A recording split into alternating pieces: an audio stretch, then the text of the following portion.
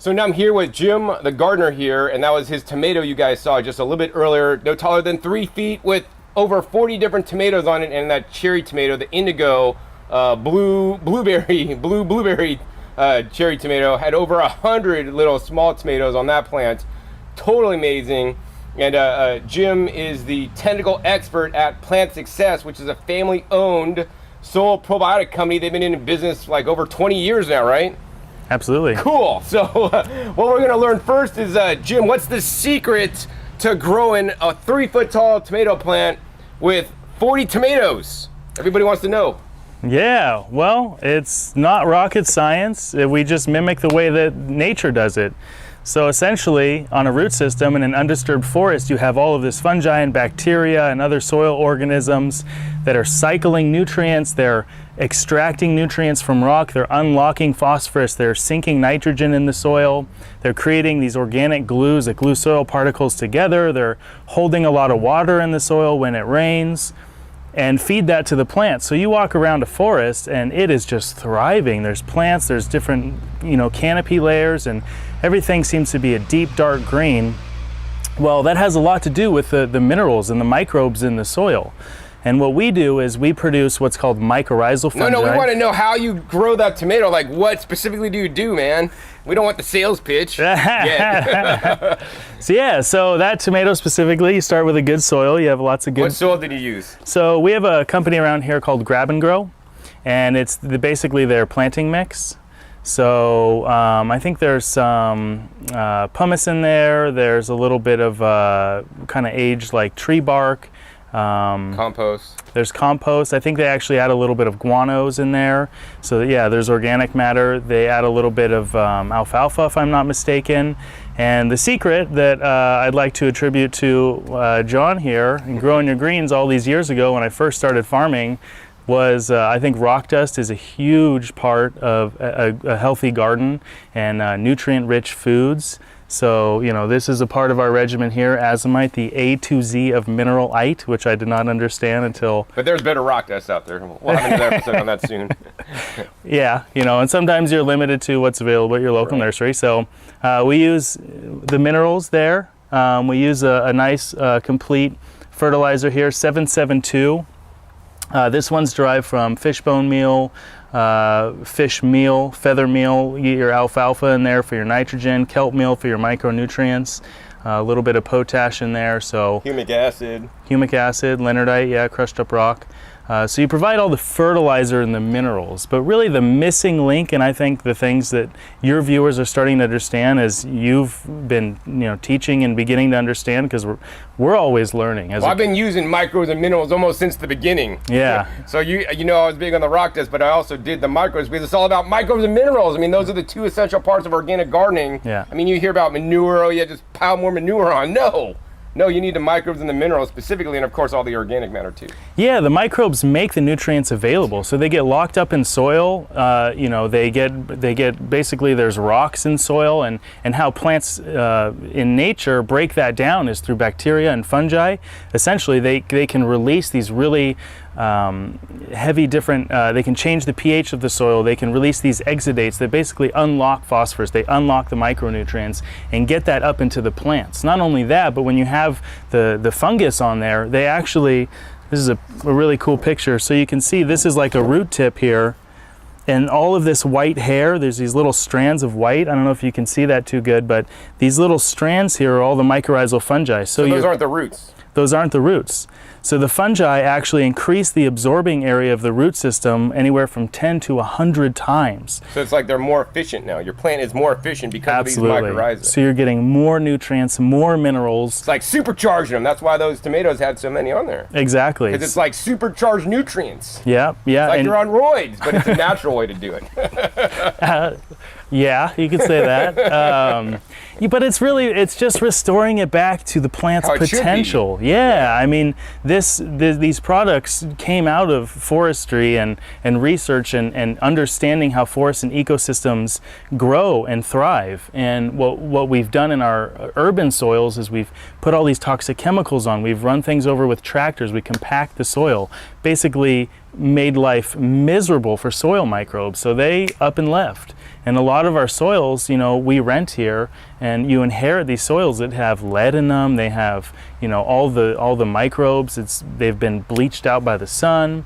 So how about chemical fertilizers? If they use chemical fertilizers that hurt the microbes and the fungi. Absolutely, those salts make it inhospitable for microbes to even survive. So if you're using, these chemical fertilizers, your soil is essentially dead. So then you have to rely on the chemical fertilizers to feed your plant.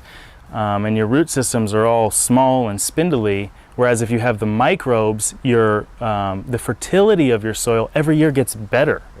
The microbes are releasing nutrients, and they're breaking down all of the compost and the rock dust. They're feeding that to the plants. It becomes part of their tissue. They die, it feeds the plants, it feeds other microbes. It's this, the soil food web system really you're balancing your soil essentially.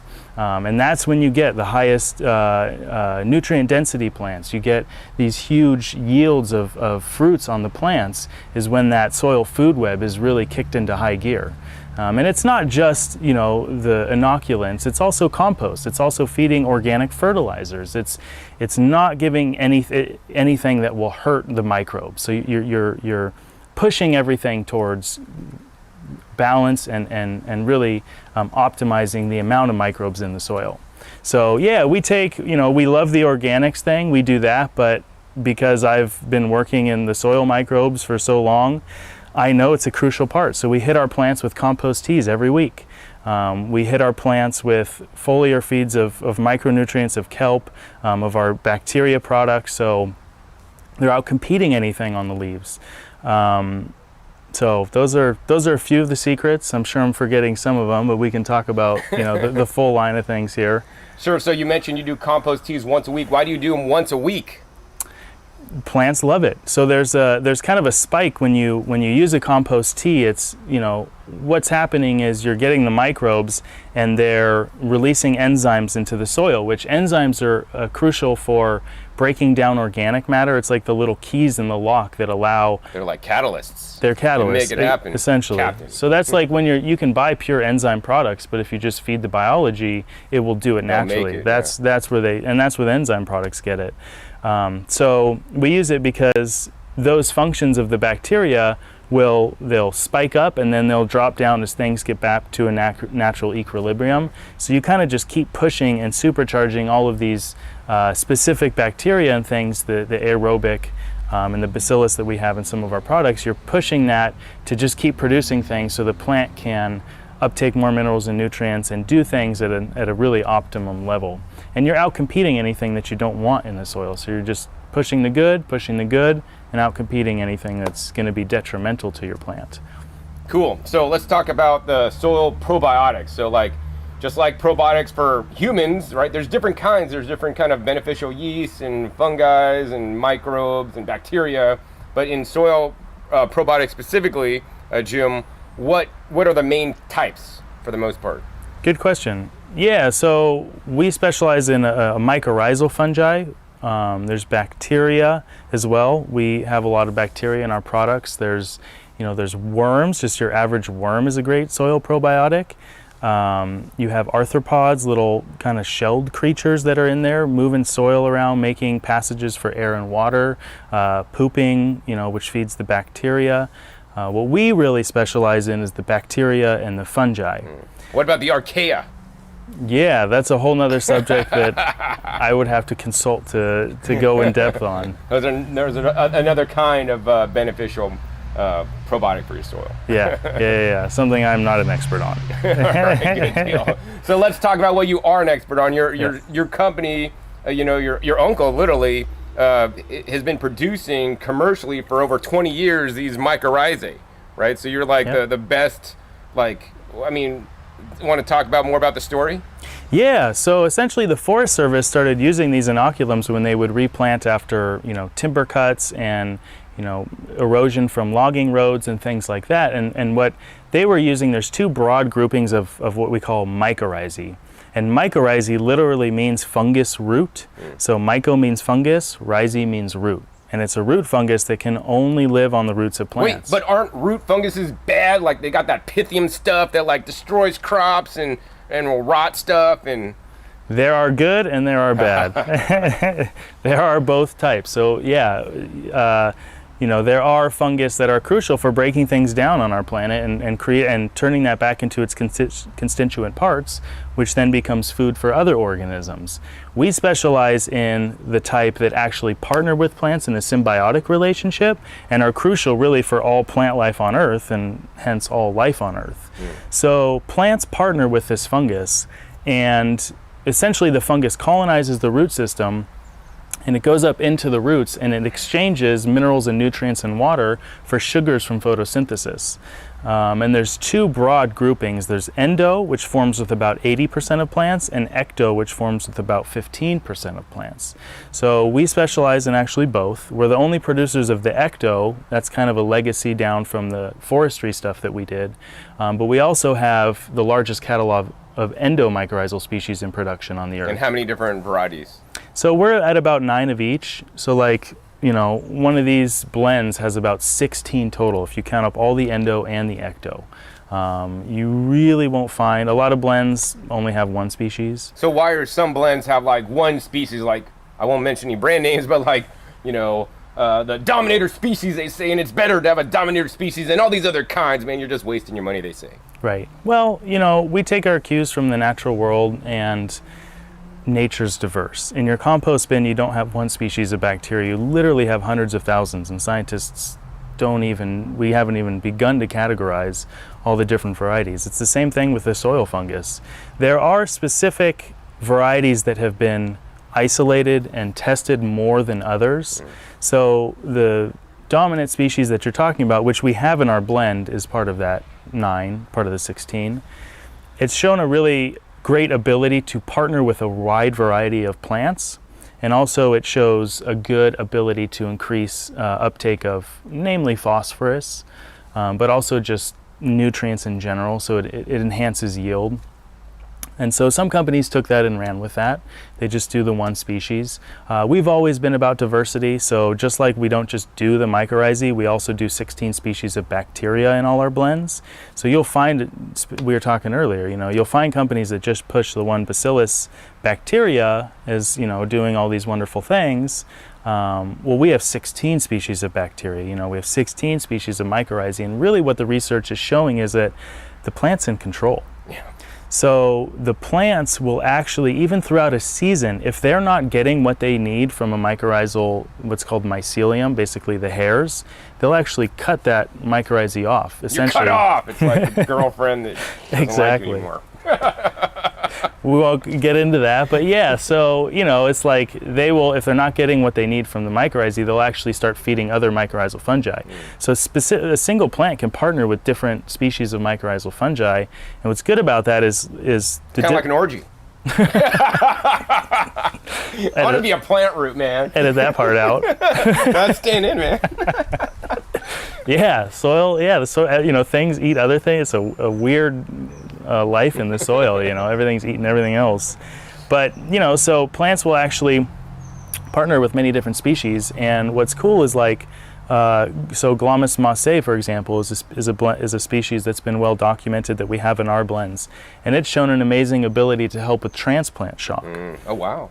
Yeah, so when you're transplanting your plant, it's literally sending out chemical messengers that we can detect into the soil that's saying, germinate any mycorrhizal spores, germinate, because that's what they've learned to do in nature, because when they get that mycorrhizal fungi, it's like this ally, it's like someone feeding you if you're like fasting. Kind of like allies in a war, right? Exactly, well it is, it's a survival war for survival for plants, you know, so in these extreme environments, it's really the mycorrhizal fungi that allow plants to really thrive. And we were kind of talking about the story of plants coming onto land, you know, a long time ago, and it was really the mycorrhizal fungi that partnered with these really primitive root systems that had all these hairs, and they could expand out, and they had much more surface area, and they could get minerals and literally break rock down, feed it to the plant, had all this more surface area for rain and moisture, and would feed that to these little primitive root systems, and so they help plants thrive and survive. Wow. Wow. So, plants, like I said, that Glomus massae will help with transplant shock, whereas our desert species really helps plants with survive drought tolerance. So if you forget to water your plants, or it just gets a little dry, it gets even temperature extremes, those desert species that were isolated from the desert have shown in studies to help plants survive that type of environment. So by having a diverse blend, you literally give the plant a choice depending on where you live, the type of soil that's grown in, the type of plant, and a lot of these are what we call really broad forming as well.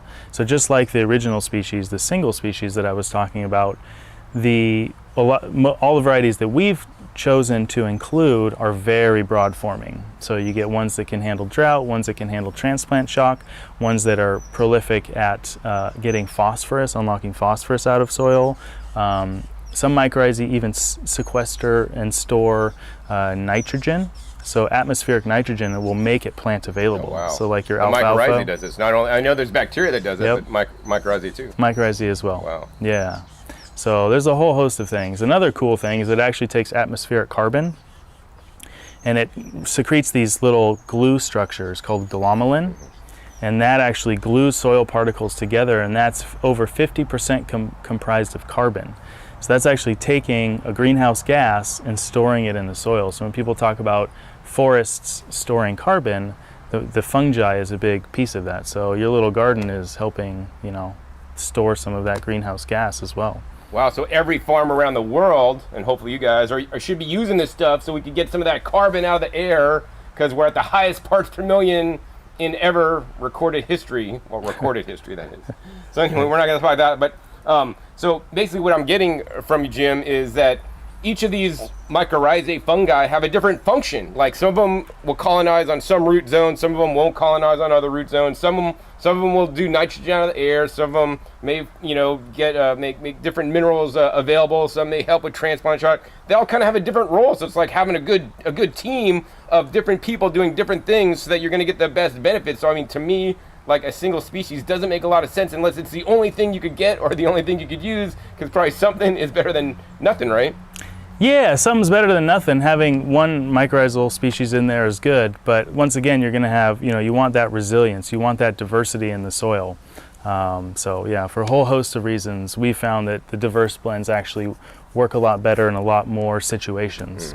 So the next thing I want to say is that, some people don't believe in buying like a product, man. Why should I buy this mycorrhizae? I mean, this is the one I use on actually all my transplants that go in. But why should we buy a product, man? The mycorrhizae already live in the soil. They're already in the soil, so I don't need to buy this extra stuff. Yeah, great question. So there's tons of documented research. I would say go to the data, which is what I always say. And the levels of mycorrhizal, well, first of all, if you're sterilizing your soil, it's just that, sterilized. So there's no mycorrhizal fungi. Generally, they're not going to find their way into your compost bin. The only spores that are in the air are actually, we found one of these earlier, but this is the ecto variety. So you may get some spores. It's fine. I'm not breathing it. I've been breathing it since I was 15 years old. So this is actually Pisolithus tinctorius. We found this in the garden. So this is growing on our... Well, wait, somebody could just buy mushrooms at the store, ground them up and put them in their garden and they'll have mycorrhizae? Nope. That would be your right? Yeah, that would be your portobellos and yeah. So there's very specific ones that we harvest for the ecto varieties. It's not a bad idea actually to get forest soil, healthy forest soil, and to bring that into your compost bin and into your garden. But it's really kind of a crapshoot. And most of the material you're going to get is going to be the ecto variety, which doesn't form with vegetables. And that's for the trees. But if you have apple trees or fruit trees, that'd be really good to use forest soil for them. Well, a lot of fruit trees form with the endo, so the same type as the veggies and stuff. So even then, not all of them are ecto. So yeah, essentially, we found this in the garden. This is the ecto variety, but for the most part, soils don't have mycorrhizal fungi in them. They have very, very low levels, especially if you're doing any sort of tillage. If you've built a house, if you built a road, the mycorrhizal spores are going to be pretty much non-existent, especially the endo variety, which is the variety that forms with about 80% of plants. So most of the stuff you're going to grow those spores don't reproduce like this. They actually produce underground in the roots of plants. So they move through an ecosystem very, very slowly. So we actually have to grow those and culture those. So we grow those, we chop up the roots, that releases the spore material, and then that's actually what's in these blends. So it's a very, and I come from the school of, if you can produce it on your land, it's more sustainable, it uses less fossil fuels. Like, I'm a permaculturalist, and that's primarily my interest, is sustainability and permaculture, and really helping to regenerate planet Earth and grow the most nutrient rich foods and healthy foods for us. But you know, the mycorrhizal fungi is one thing that's not going to be on your land, and the benefit that you get, the return on investment, if you will, if you use a business term, is, you know, you get, this is one thing I haven't mentioned, but you can use a third less fertilizer. Oh, wow. And your plants will be the exact same size. You can use a third less water. And I heard 20%, so a third now. It's about, well, it depends. It depends, yeah. So it's about species, it's about environment. There's, you know, there's all sorts of factors, yeah. But generally, up to, not every time. Right. Yeah, very good. Yeah, you know, all the studies are different, so it's a different plant, different environment. But yeah, generally your plants will be, so we have like pictures of sorghum fields where, I wish I had the printout, but essentially they gave one field mycorrhizae and one field they didn't. They cut off watering. 2 weeks later, one's totally brown and one's still green. So it's like the ability for the mycorrhizal fungi to hold water in the soil. So you can see, let's see if I have any better pictures. But like, this is the traditional, you know, mycorrhizal picture. So this is the ecto variety, this is a pine tree. And so it actually stores water in its tissue here. This is what's called mycelium or hyphae. And so when the plant goes into drought stress, it actually sends that up to the plants. Oh, so it's kind of like a cactus, right? The cactus is storing the water, but in this case it's the mycorrhizae holding the water for the plant. Exact same, yeah, concept. So it essentially is a... Because they want the plant to live, otherwise they're going to die. Absolutely. So they can't survive without the plant. Not only that, but those organic glues we were talking about earlier, as you build soil structure, the water holding capacity of the soil goes up. So there's a couple ways that it helps conserve water. But yeah, every condition is going to be different. So that 30% number. All right, Jim, so the question I have is, if I buy this once and I apply it to my plants in my garden and I plant them in my garden, now the mycorrhizae should be in my garden now because maybe they weren't there before, but now that I put it in my garden and I take good care of my soil, is the mycorrhizae going to live in my soil now basically forever, and I won't have to use this again? Yeah, good question. So with perennial plants, it lives on the root system, so it's impossible to separate it. With annual plants like vegetables and flowers, when you pull that root system, you're essentially killing the mycorrhizal fungi. But what I do, Jim, after every season is I basically clip it at the roots. I take all the top matter off, but leave the roots alive underneath to compost or do what they're going to do. So I keep all the microbes and disturb it the least. That's great. That's actually what we'd recommend, and we'd recommend a cover crop. So, you know, there's no specific data on like number of days between actually getting a root system in there to keep that mycorrhizae alive, because essentially they need carbohydrates, they need sugars. They can't acquire that themselves, so they require photosynthesis constantly. So if you were to do, like, you know, I think you were visiting a farm that does something like that. And then replant it the same day, like right next to the old one. I would recommend that. That's the best for the soil life. It doesn't hurt to re-inoculate, and there's no data, like I said, specifically on like, oh, you'll have good colonization if you have 3 days elapsed, and you know, it's just generally good with annuals to use a little bit. I mean, you could treat 60 plants for $3. So it's really inexpensive to use, and it's like using enough rock dust. Like, you really want to maximize what's in there. It's possible that you could get some carryover from year to year, and I absolutely am a proponent of cover crops, but generally we advise people to, every time they plant a new plant, to put the microbes in there. And how destructive is tilling? So hopefully you guys aren't using rototillers and tilling, but how destructive is tilling to the mycorrhizae? Well, it's described to me by soil scientists as it's like kind of like a tornado going through a town. So all of these organisms have a depth at which they like to exist, at which conditions are optimal to them. And when you till, you essentially turn all of that on its head. And it takes time for the microbes to get back into place and reestablish. So am I going to say no tilling?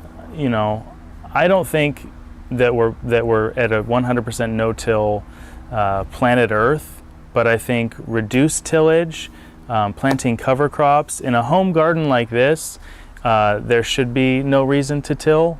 You can work, it's such a small, and I guess I'm thinking, 200,000 or 1,000 acres versus a little backyard garden. But generally you should be able to, spend enough time in the garden to actually reduce that tillage. So we say use as little as you can, but I'm not going to say no. I understand when people use tillers. I have friends that are farmers who are doing 10 acres and they're feeding San Francisco, they're feeding, Berkeley. So they do some tillage. I think the point is, what we've learned is reduced tillage. I don't think even, the biggest proponents in the soil food web out there would say everyone needs to stop tilling immediately. I think it's about reducing and understanding that the microbes thrive when you can find ways to reduce the disturbance of the soil. Yeah, I would say definitely minimize tillage as much as you possibly can. And of course, a big thing is if you're one guy, you have a small crew and you're trying to work 10 acres, definitely machinery can help you out. But if you have, I think that the really goal is to employ more farmers and more farm hands to do things more manually without big equipment, so you don't have to disturb the soil as much. But labor is one of the most expensive things, so people are just not at that point yet. So right. That's a whole nother. You're releasing, you release carbon into the air. Everything you've worked for essentially gets. Yeah, when you're tilling. So especially if you're a home gardener, sell your tiller, make some extra money, right? Don't till. All right. So we talked about. So how much mycorrhizae do you need to use when you apply it? I apply this stuff every year when I have my transplants. I take them out of the 6-pack. I shake this stuff on, and then I plant it. So how much should you be shaking on? Because I've made videos where people are like, John, you're putting too much. Well, first of all, you can't put too much. It's not possible. Well, if you put too much, the only thing that's going to happen is it's going to hurt your pocketbook because you're basically wasting your money. But I'd rather have too much than too little. Exactly. I don't want to I bought this stuff or I got this stuff and I put on too little and then it doesn't work. I want to make sure the stuff works. Yeah, you really can't use too much. We'll give you an example. For a 4-inch plant with our granular material, you want to use a 1/4 teaspoon. That's going to give you 10 spores per root ball size. And really that's how we do it, is the root ball size, and then it gives you an amount of spores that's ideal. Using more than that, you're going to get more colonization, you're going to get more. So more is better. More is better. So I could dump the whole, I'll just dip the whole plant root in one thing. We've literally grown plants almost straight in that material, and really? It's fine. And what happens?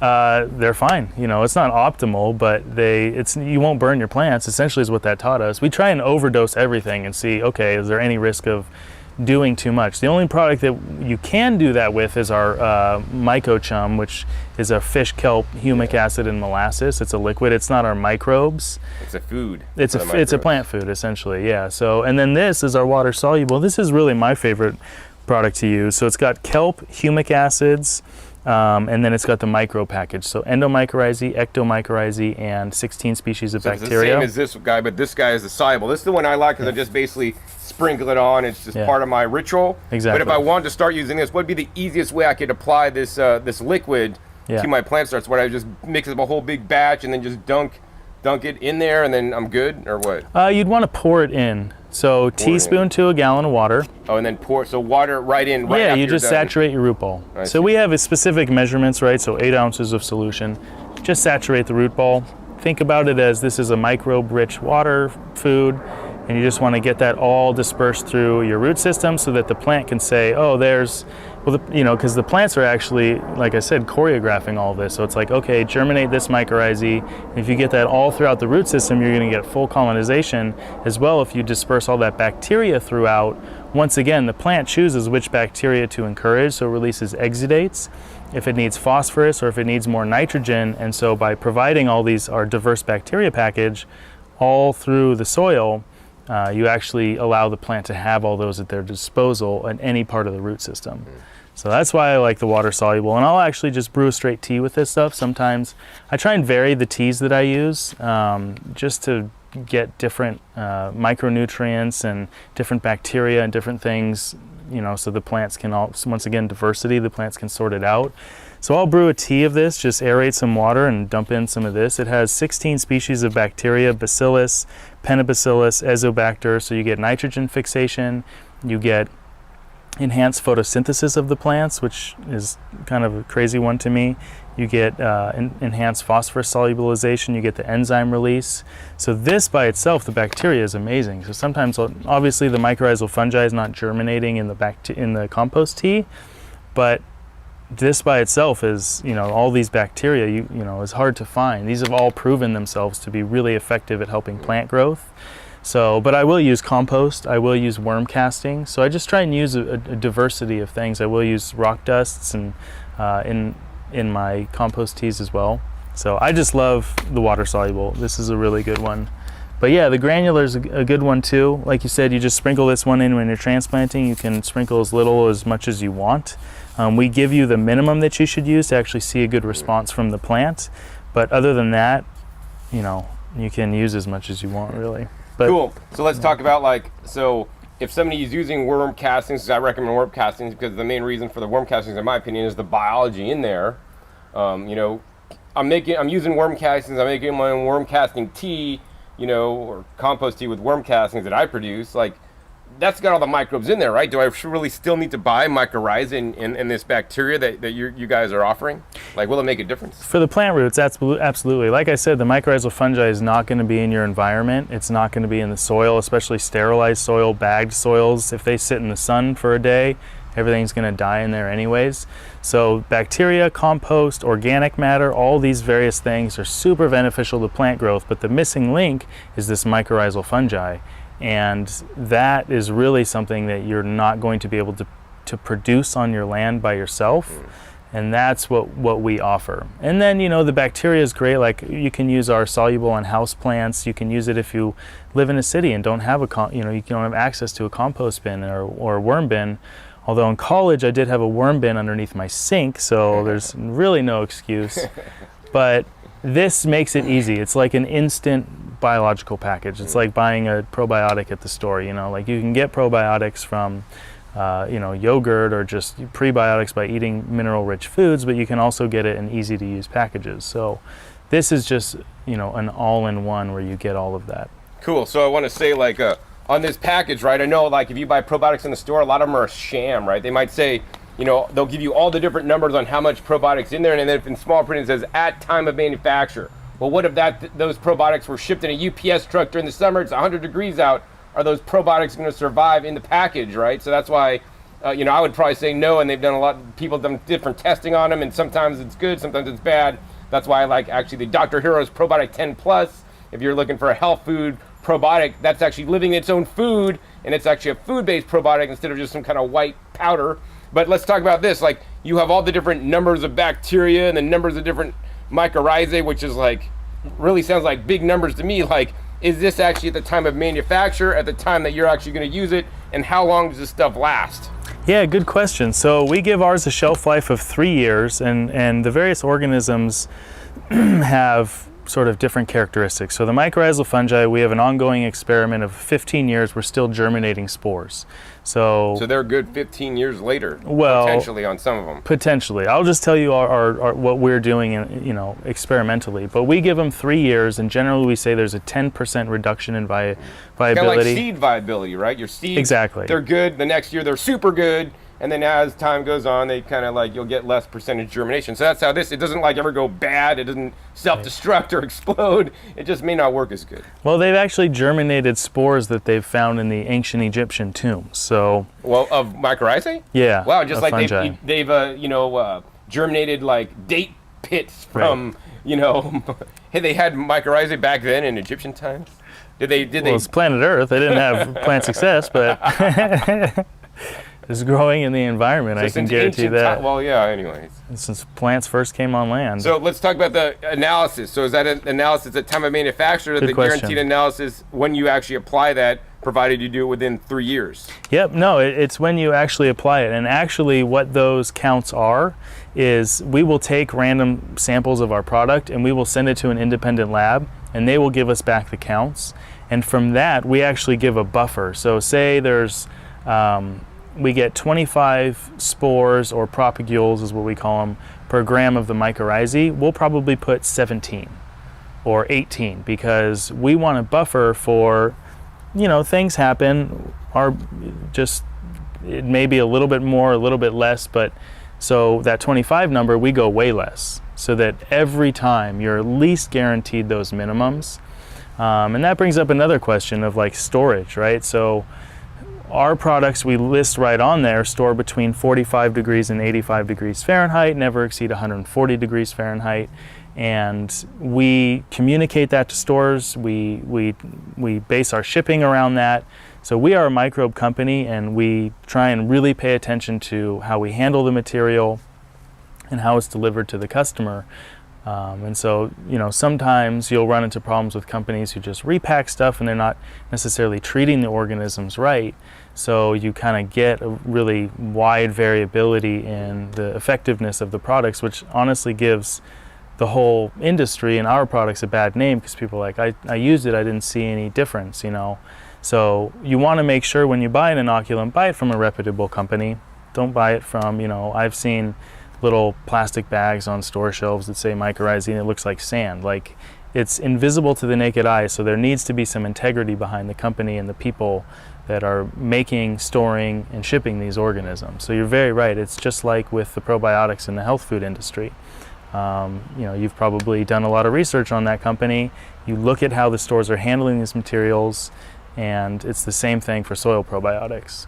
Cool. So let's talk about this. Like, okay, so like a lot of companies now are using mycorrhizae and bacteria in their specific products, whether that's some kind of a soil inoculant that has mycorrhizae plus fertilizer, whether that's just a bag of soil that says with mycorrhizae in there. And you could turn on the back and they have, you know, all these different varieties listed. And so if somebody's buying a bag soil, you know, with the mycorrhizae in there, do they still really need to buy your, you know, your product separately? Yeah. You know, honestly, when people ask us, oh, we want to mix your products into our soil, we say don't. We say sell the soil and then sell them a little bit of the probiotics. Because when you mix it into soil, you can get other organisms eating the mycorrhizal fungi, the bacteria coming to life. It's not a stable environment. And what we try and create is stabilized inoculums that when added to water, they come to life. Or when they touch a root zone, they come to life. The mycorrhizae doesn't come out of dormancy until it touches a root zone, but it can be eaten in the meantime. So what eats mycorrhizae? Worms eat mycorrhizae. That's a good question. Kind of stumped me. Other bacteria eat mycorrhizal spores. Yeah. All right, cool. A few things. And so, yeah, essentially when a bagged soil sits in the sun, which is very hard to control in your distribution chain, yeah, you go to a garden center and what's the first thing that's left outside? Everything's going to be dead. That's why we say don't go above 140 degrees on the bag. You're going to get above 140 degrees in direct sun. So it's not a good idea. The bag soils, honestly, I think that you're going to stop seeing that as much because you can't really guarantee that. And then with the fertilizers, it's cost prohibitive to put enough in there to actually make an effective product. So you'll look at a lot of fertilizers and we'll be 80 to 100 times more concentrated in terms of the microorganisms because they have all this fertilizer and they mix in a little bit of the probiotics, right? So then they put it on the bag and you have to use 5 cups to get the like I was saying, the minimum amount of spores, right? So it's kind of like drinking beer instead of Everclear if you want to get drunk. Exactly. You'll have to go to the bathroom 10 times. Like, what's that movie? Strange Brew. He like drinks his way out of the canister. Drinks a lot of beer. So it's just not really like, so there's just maybe not enough to get a good response. That's exactly what it is. Even though it may be in there and it may have a problems with storage and maybe just not enough. So what I'd recommend actually to you guys is do everything a la carte, right? Get things separately. So get your rock dust separately, mix it in because rock dust is fairly generally inexpensive. Right. And they're not in most blends soil blends anyways. Get some mycorrhizae separate, just get a really good quality, hopefully local bulk soil. Make sure you add this in before you plant it. You know, get some worm castings, get good quality worm castings separate because when you just buy worm castings, if they're already in your soil blend, you don't know the quality of the worm castings. Say worm castings are good, but some are better than others, right? And so I have videos on that actually. So Jim, what I wanted to ask you about is, you know, what's this picture here? These are like marbles. They look like marbles. They look like worm eggs. Oh, worm eggs, all right. What is this? No, that's Glomus. That's the Glomus genus. That's endomycorrhizal fungi. So those are actually the spores of the fungus. So they're these little resilient sacs that the fungus produce, and it's just like a seed. So you have an apple tree, right? And then you have the apple, which has the seeds in it. So that passes on the genetic material. It's the reproductive organism, essentially. So just like that, these are the seeds of the fungus, whereas this white hairy stuff here, you can see it as well here, is like the apple tree. So this is the body of the fungus. This is what lives, like if you were to kick over a log in a forest, you'd see all this white, what we call mycelium. So that's the body, that's like the apple tree. But these spores are like the apple. So this is what is in these blends. So when you sprinkle this on your root system, these spores touch a root, and actually they send out a little hyphal tip that plugs into the mycelium and then radiates out into the soil. So you get this hairnet effect. So you get less fertilizer runoff actually going through. So when you apply fertilizer, you're getting less of it that's going into local waterways, that's wasted money, that's producing eutrophication. So you're eating up all the oxygen. Basically, fertilizer runoff is a huge problem. So the mycorrhizal fungi help keep more of that in your plants, essentially. But yeah, those are the mycorrhizal spores. Cool, and I think you have a couple more pictures here. What's this a picture of? You got one plant that's super small and one plant super big. Looks like basil there. Yeah, so these are trials we ran probably 3 years ago now. Same fertilizer, same soil, only one got the microorganisms. You can tell this is up in Oregon. You can see this one got really stressed out. But it's fish inoculant plus your mycorrhizal. Yeah, so that's our mycochum. That's our fish, kelp, humic acids, and molasses. So yeah, once again, just like I showed you guys, bigger tomatoes, more tomatoes. Yeah. Bigger plants, more food to eat. Well, the thing is, they both got that MNP, what we called it. Oh, they both got it, but one just didn't get the fish. No. They both got the MNP, which is what we were calling our micronutrient product. So that's the fish, kelp, humic acids, and molasses. Only one got the mycorrhizae. And you can see the roots are blowing the bottom of the smart pot off. And you can see, so it reduces stress on the plant. This plant was bolting right away. Oh, wow. You can see the flowers, right? So if you want your lettuces and your basil not to produce flowers and bolt, that's stress. But even if it gets hot, that's another stress, so. Exactly, that's what I'm saying. These were grown in the exact, you're gonna reduce stress. So these were grown in the exact same place, but one, because it didn't have the mechanism, the mycorrhizal fungi and the bacteria to feed itself and to deal with that stress, it bolted, it sent out flowers. So if you want more of that vegetative stuff, you want your plant not to be stressed, get those microorganisms in the soil. So what about this picture here? This looks like peppers. So one has a bigger root structure, bigger plant. One has, of course, a smaller root structure. Yeah, exactly. The only difference is this one got mycorrhizal products and the bacteria, and this didn't get them. Same soil, same nutrient. Wow, these guys do make a difference. I've been using them and can vouch because every plant I put in has this stuff on there. So I could have basically the most probability of success. Stuff could always happen. There could be inclement weather, something the watering doesn't come on, but you know what? Giving the mycorrhizae makes your plants more resilient, and you have a higher probability of succeeding. Yeah, and it's not just us, honestly. These are trials we've done, but this is the most studied soil organism on planet Earth. There's over 40,000 published studies, probably 50,000 now. That was a stat from a while ago. We know they work. We know they exist in natural ecosystems. We know they're the crucial thing that keeps forests healthy and soil happy and all that stuff. It all goes back to this symbiotic relationship between mycorrhizal fungi and plant. And actually the largest single organism on planet Earth is one single net of this stuff in Southern Oregon. So it's like that movie Avatar, right? Where you have the mother tree and you have all the mycelium connected to the other smaller trees.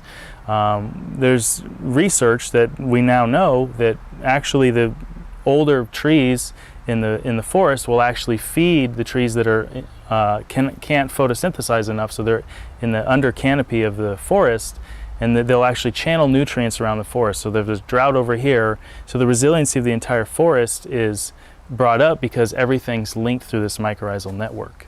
Wow. It's like the internet of the forest. Yeah. That happened before the internet was even here. Exactly. Well, we're just, it's in our brains. It took time to actually manifest it.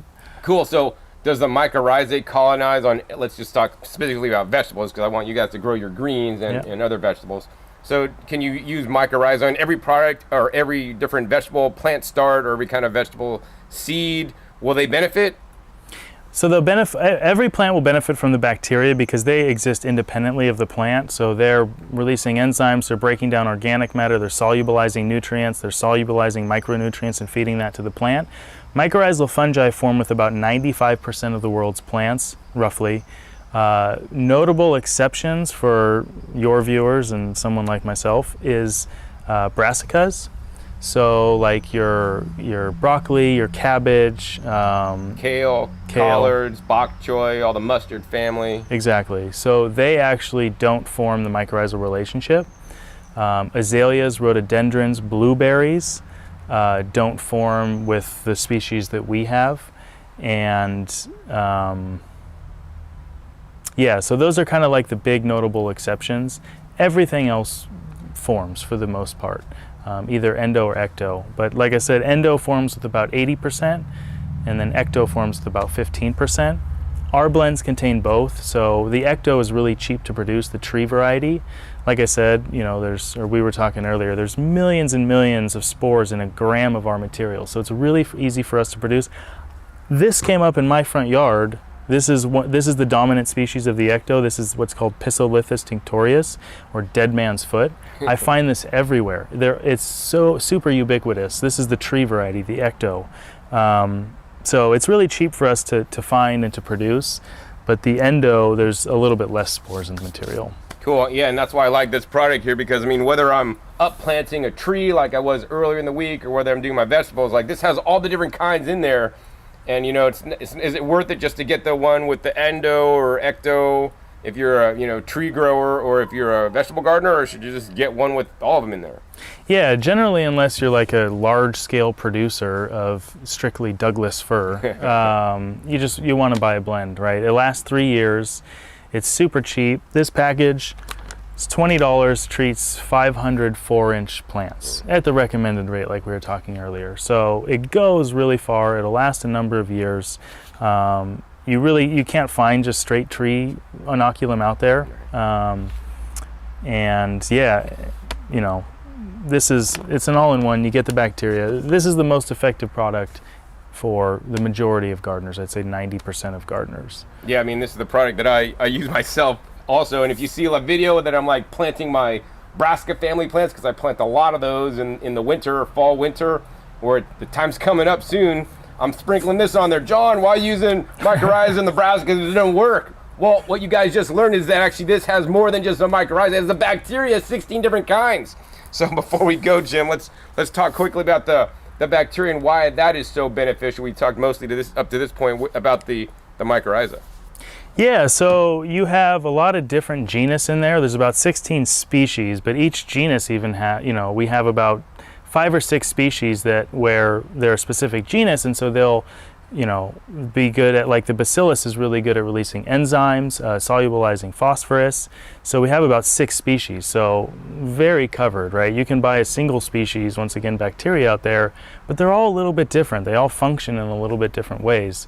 So we have phosphorus solubilization, you have micronutrient solubilization, you have enzyme release, you have enhanced photosynthesis of the plant, so they can actually measure that, where plants photosynthesizing more, creating more sugars, probably to feed the microorganisms, to be quite honest.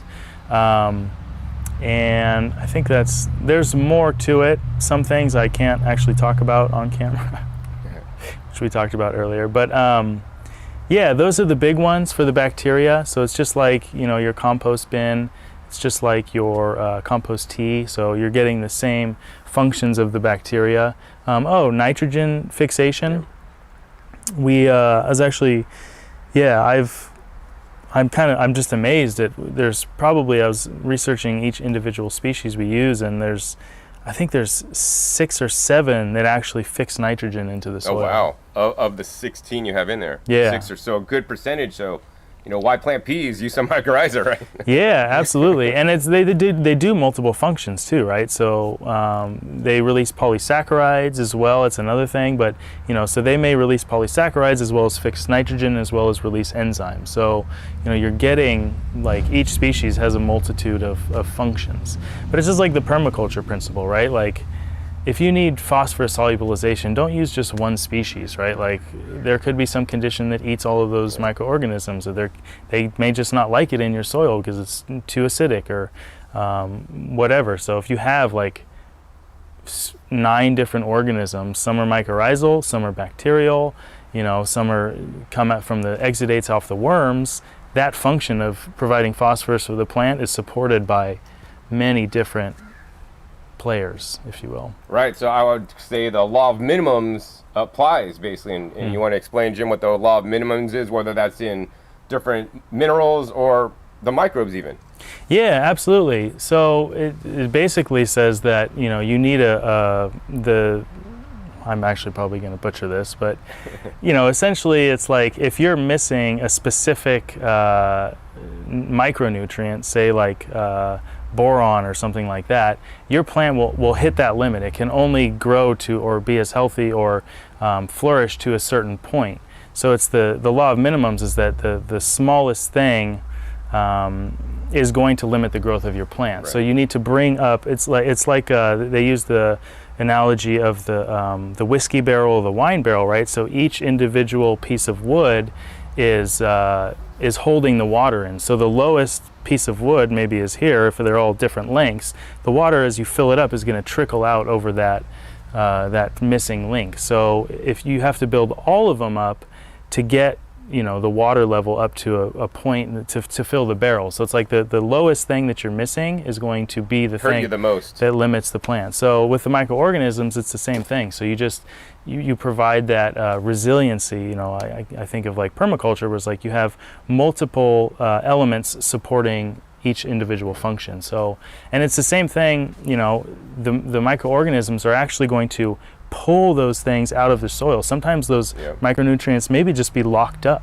if you have clay soil or something like that, but the microorganisms are what nature uses to actually secrete these substances that break apart these micronutrients and actually make all this stuff plant available.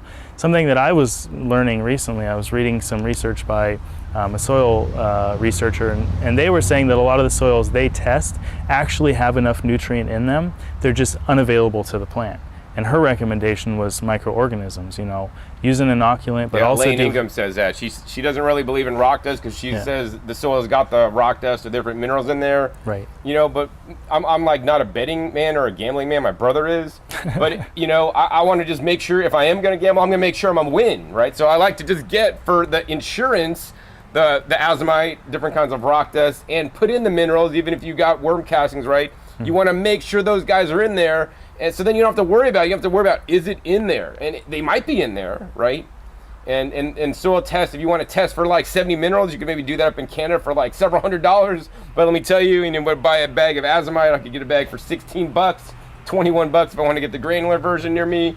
It's cheap insurance. So you're guaranteed you're going to have greater plant success. So real quick, Jim, I want to talk about, this line, the Plant Success Organics, and this is the one that I recommend for home gardeners. It is all basically organic certified. And then I know you guys were really big into basically hydroponics. I know that, people that grow medicinal herbs, I know a lot of you guys out there may be doing that, really adopted you guys because they saw the increase in yields, increase in plant vigor. And I know you guys have these guys over here, the Orca and the Great White, and you want to talk about maybe those and compared to these and who would use what real quick?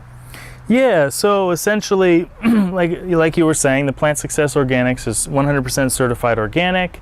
It has the OMRI and the California OIM organic seal. All of the inputs and the carrying agents that deliver the microbes are all certified organic. It's got endo, ecto, mycorrhizae, and the bacteria. When our products, like you said, got picked up by the medicinal herb growers probably 12 years ago, and they were using the products in a specific way where they didn't like a lot of the seaweed and the humic acids leave kind of a black residue in their reservoirs and stuff like that in their indoor, really clean, controlled growing environments. So basically what we did is we cleaned the products up a little bit. So like, for example, with the Great White, we use glycine and a clay. So it's kind of an off-white, like almost like a little gray. It smells like vitamins. So it's like a white powder in there. Yeah. Like, I'm wasting it. Oh yeah, it smells kind of like a vitamin. Wait, it smells like. So there's B1 and vitamin C in there. Oh wow. Yeah, so B1's obviously great for transplanting, but the sugar we use, which is like kind of like the seaweed and the humic acids, those are the organic styles. We used a glycine because it's white, it's a simple sugar, and it feeds the microorganisms to get them started. So it's just like they use in human supplements, but it's not naturally derived. So in ag, you can't certify anything organic. So this is not certified organic, but it's human, food safe, all that stuff. So that's the Great White, great for dissolves in water, so it leaves no trace. I don't care. I love my food's messy. My garden's got fish and kelp all over it. So that's the Great White. Same thing, endo, ecto, bacteria. All the same list, 16. Same organism package, same biology package. We actually upped the organisms in here, so the price point goes up. I see. So it's more expensive per jar, so this is like $35 for 4 ounces. And this stuff here is also 4 ounces, and it's how much? $20. It's $20. So save you guys some money unless you're growing medicinals. Get this stuff. Yeah, they're both super effective. I like that because it has the kelp and humic acids, but Great White's super effective as well. And then we have a liquid version of that. So this one dissolves in water, but people want it even finer. It has a little bit of the clay residue. So what we did was make one that's already in water. There's nothing in here. Yeah, I mean, Josh would say avoid the one shipped in water, make it yourself. Yeah, but for the concentrate, so if you were to do a biology analysis, you would treat the same amount of plants, right, those optimum level of spores, for the same amount you'd pay. The biology package is the exact same. So, yeah, it's still a good value. And then this is our newest product. This is Mycochum. So this is not biology. This is fish kelp, humic acids, and molasses. Everything's in a great form for the biology. So the fish is fish hydrolysate, cold processed, leaves in the proteins, leaves in the oils. Great for your biology. And yeah, I love to make a compost tea with this. So I'll mix about 15 mils per gallon. Kind of fudge that a little bit more, a little bit less. You do want to be careful. You can overdo it with this product. And how many tablespoons or teaspoons is 15 mils for those of us that's probably about in Europe? Yeah, it's probably about a tablespoon. All right. So a tablespoon of that, and then a tablespoon of this stuff. Yeah, that makes a great tea. And then mixed in with water. I actually water. just put that by itself straight into the root zone as a drench. Fantastic. You always want to add a little bit of food into your organisms. I've even started adding just a little bit right before I apply my compost teas that I've brewed, because it then gives them something to feed on for a little bit longer. And some organisms will find their way to meeting a plant's need. Then it's getting exudates from the plant. So the plant will actually feed and prolong those organisms. But by providing a little bit of food in the soil, you're actually prolonging that life of those organisms. Well, hopefully you're already spraying things in your soil so that the food's already in the soil, because you're doing that on alternate weeks or alternate days. When you're feeding with microbes maybe 1 week, in the middle of the week then you're feeding with nutrients. So you always are basically cycling different good things in to your soil. So Jim, what exact product did you use to get that amazing plant growth of all the different plant success ones? Because you could have chose from anything, right? Yeah, absolutely. So to start with, it would be the Plant Success Organic Soluble. So I do regular root drenches with this. As soon as I planted those in, I gave it filled up that watering can right there. Probably used about 2 to 3 teaspoons into about 2 gallons. So I do a little bit more, and then I just saturate the root ball. I saturate the whole pot actually, just so the plant right after has you transplant them in, then you just saturate the pot with this strong diluted mixture from your watering can. Yep, and so before that we actually mixed in some 772 organic fertilizer. That's kind of like the food. That's like kind of like it is. The Mycochum. So it's the fertilizer. You still need the fertilizer. It's just the microbes help utilize that fertilizer. Mix in some rock dust to that, and then we do teas with the Mycochum. So I will feed about once every week with a compost tea. And then probably about every... Now what's in the compost tea specifically? Yeah, so we kind of mix it up every once in a while, but generally it's mycochum, so it's fish hydrolysate, kelp, humic acids, and molasses as a base. Then we mix in either our inoculum, which would be the soluble, Plant Success Organic soluble, or we'll do a bag of worm castings, or a bag of compost, or all three, or none. Sometimes I'll mix in a little bit of rock powders. Sometimes I'll mix in some of this, I kind of like a silica. It's just the pure silica. Silica, yeah, very important for your plants. It's their backbone, literally. Exactly. So I know that the azomite has some of that in there. I think we were talking about that, and you were sharing with me the mineral profile. Right. But I like the liquid. Sometimes I'll do the liquid as a foliar spray. Sometimes I'll do like some CalMag, some like liquid calcium as a foliar spray. But yeah, generally I'll rotate between those and do soil drench as well as I'll spray it on the leaves. And then about every 3 weeks to a month, we'll do some of the granular biofish, right, and mix it. Yeah, mix it into the top. Oh, cool. So that's you do that. I don't know what plant's not going to love that. Yeah, I think that's a pretty solid, solid program right there. Yeah. Cool. All right, so now you guys know how to grow super productive tomatoes by using some of these products, the mycorrhizae, the bacteria, plus also making sure you feed them with rock dust and the biofish there. That one's actually from Down to Earth. So Jim, if somebody wants to get some of these products, I know I've set up a special discount code. You want to explain how somebody could buy these products online or go to their local hydroponics? Well, if you go to the local hydroponics store or garden center, ask for Plant Success, you're probably not going to get the special discount. But that's where they're going to have them. Most garden centers are not really on the ball yet with having the Plant Success organic granules, so you could definitely ask them. They could probably bring them in, but most likely if you go to your hydroponics store, they will be carrying, or should be carrying, some of the more water solubles normally used in hydro. You're going to pay more for it, but at least you could get it like now instead of having to order it online. But if they do want to get it online and get a discount, how can they do that? Absolutely. GYG15, plantsuccessorganics.com. It's special for John's viewers. You'll get 15% discount on the Plant Success Organics. And yeah, go support your local brick and mortar store. We are spreading quickly. I'm spreading the good word of Mycorrhizae, so a lot of stores are picking us up. The hydroponic community, you will find the Great White in every single hydroponic store in the United States. That's how much people like it on that side of things, and I'm not exaggerating. So you can find it at your local hydro store. Lawn and Garden is starting to pick it up. We've been spreading the word to the Northeast, to the Southeast, Midwest, West Coast. We're in more and more nurseries. Sloat Garden Center here in the Bay Area. Green Acres out there in Sacramento. Working on Armstrong. They used to carry us down in Southern California. Al's Garden Center up in Oregon. Working on Grange Co-op down in Southern Oregon. So we are kind of widespread. More lawn and garden people are picking us up. But yeah, go to plantsuccessorganics.com. GYG15, you'll get 15% off.